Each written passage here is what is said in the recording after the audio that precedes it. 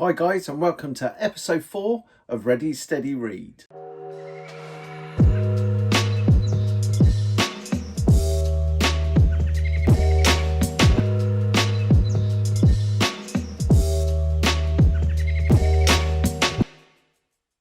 My name's Andy Smith. Welcome to episode 4 of Ready Steady Read. Thank you for joining me on the journey so far to this episode. I want to take this opportunity to thank you all for your very kind comments, either personally or underneath the videos that I've been posting up on our YouTube channel. If you haven't done so already, then please hit the subscribe button and the notification button, because then you can find out when the new videos go up on our YouTube channel. Recently, we've been blessed with some glorious weather, and I've taken that as an opportunity to get out in the garden, mow the lawn, spend some time playing football with Noah, going out for some wonderful walks in the countryside with Debbie and Noah, and generally enjoying it. Unfortunately, as I look out the window today, the weather has changed slightly. It's a little bit more blustery, it's a little bit grim, and also there's some rain in the air. So I've taken that as a perfect opportunity to check out today's book, which is Roger Klause In Concert. So this is Roger Klause In Concert, written by Lance Pierce. Roger Klause being the leader of the underground, which was a title that was bestowed upon him by Michael Skinner during a lecture in Wichita in Kansas, mainly because Roger was the quintessential session magician, and he would spend lots of time sessioning with magicians from all walks of life. Roger Klause started his serious journey into magic when he was 19, and into his 20s was known by the top magicians in their field. By the time he was in his 30s, he developed and earned a reputation as a top sleight of hand artist, and into his 40s was lecturing and teaching many of the finest magicians in the field, including those that he greatly influenced, such as Whit Hayden, Darwin Ortiz, David Williamson and Paul Gertner. Roger Klause In Concert is superbly written by Lance Pierce and contains magic with money, cards, silks, finger rings and Chinese linking rings, amongst others, and also contains testimonials from friends such as Larry Jennings, Michael Skinner and Dai Vernon, to name a few.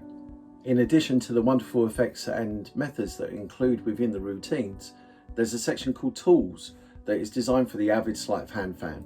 You'll also find within the book a collection of essays that really showcase Roger's thinking behind a lot of the magic that he designed, including changing the moment, management, and what makes for a truly magical performance. In short, and to borrow from Michael Skinner's wonderful introduction to the book, if you've ever been intrigued by miracles requiring sleight of hand, then this is the book for you.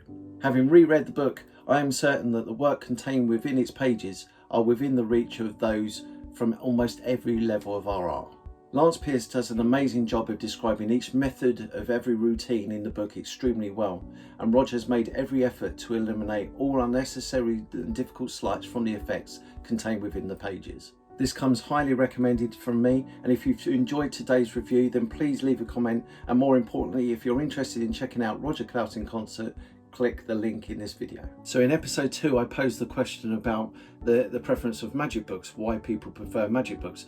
And even though there were some great comments and some great ideas and some great feedback, no one really came back and said to me, oh, this is why I prefer magic books over videos or streaming videos or DVDs.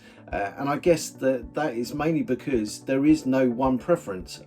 There are people that are more inclined towards books. I'm certainly one of those people, as you can see behind me, and the bookshelves are in front of me here.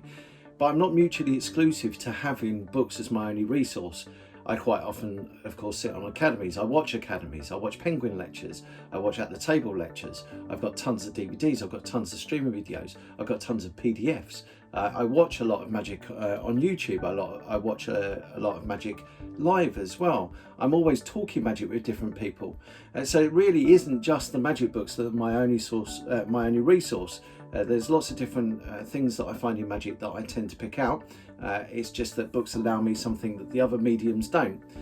Now with the books, it allows my creative side to come out. I've never seen the effect, or I may not have seen the effect before, and so if I read it in a book, it allows my creative side, my creativity to come out, having not seen the effect just performed in front of me. By the same token, if you see someone that is performing on a streaming video or on a DVD, then you get to see firsthand how that person interpreted that effect.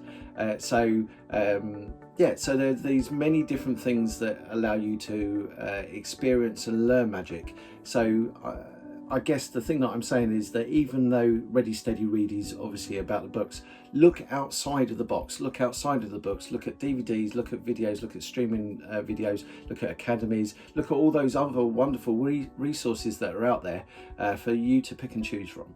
So on this week's episode of Ready Steady Read, I'm really interested in knowing what inspires you outside of magic. I'm sure there's loads of people out there that have inspirations other than just magic. Some people are inspired by film, some people are inspired by music. So I'd be really interested to know what inspires you outside of magic. Just as an aside, I am currently reading this. This is by Nate Staniforth. It's called Here Is Real Magic. This is inspiring me currently. It's about a magician's journey to rediscover wonder.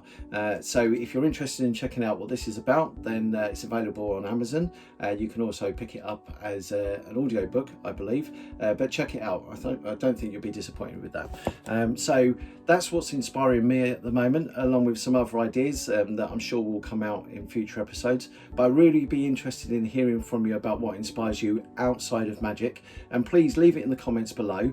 And remember, if you haven't done so already, then click the subscribe button, click the notification button, and that will let you know when we are uploading new videos to our YouTube channel. So I'm going to leave you today with a quick performance of the bantamweight card. This is my variation of the bantamweight card from Roger Klause In Concert. I hope you enjoy it.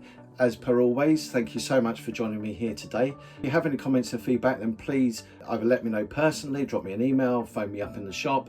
If you're on Facebook, send me a DM, whatever way, just let me know if you have any feedback, be it good or bad. I'm always open to listening. And if you have anything that you want me to talk about on here as well, I can't promise that I'll be able to talk about every single book that's been printed. I just don't have every single book that's been printed, unfortunately. I just don't have the space, and I don't think Debbie would be quite happy with that. But if you have anything that you want me to talk about, then please don't be afraid to ask. So I'm going to leave you with the performance. I'm going to also say thank you again for joining me today on episode 4 Ready Steady Read, and I look forward to seeing you next time. Hi guys, I'm here with my wonderful wife Debbie. Say hello, Debbie. Hello, Debbie. Very good. Debbie, I know how much you love card tricks, so you're going to help me out with a card trick, okay? Yep. In fact, I'm going to get you to shuffle some of the cards. You don't have to shuffle all of them. So just mix them up to the best of your ability. That's perfect. Very good. And then when you're done, just place them down there for me. Perfect. I'm going to mix these together as well. In fact, you're going to do what's known as the smush shuffle. Do you know what a smush shuffle is? No. Excellent, where you smush them together. So you do that, and we'll get rid of this. We don't need this.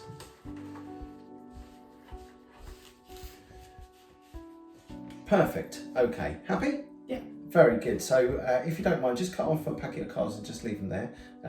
Brilliant. And we are just going to mark this spot. So in a moment, you're going to look at a card. In fact, you can take a look at the card just now. So you take hold of that. I will turn away. Done that. Show it to the camera, actually. Make sure they know what it is. Perfect. Yep. And what I'm going to ask you to do is I'm going to ask you to just place it down on top of there. Excellent. And what we will do is we will leave this half just here like this. Okay. So that is very fairly somewhere in the middle there. Okay. Now this is the idea. To try and find your card, what I'm going to do is I'm going to excite the molecules by squeezing, just like this. And if we apply a little bit of momentum to the card as well, what should happen is one card shrinks. In fact, if I've done this right, there should be one card and one card only, which should happen to be your card. Check it out. It was indeed your card. Now, there is a problem that occurs with this. You know what the problem is? No. This card here is a lot bigger than this card here. So what you have to do is you have to apply the same sort of momentum. So if you just do that, for example, what you can do is you can actually make that a little bit bigger. Okay, and if you make that a little bit bigger, then that means you've got a full deck of cards now, complete with the King of Spades, and all you need is to put it back in the box and it's ready to go for later on. So if you're up for it, we'll have a game of poker. I'll even let you win. All right? Thank you. No worries.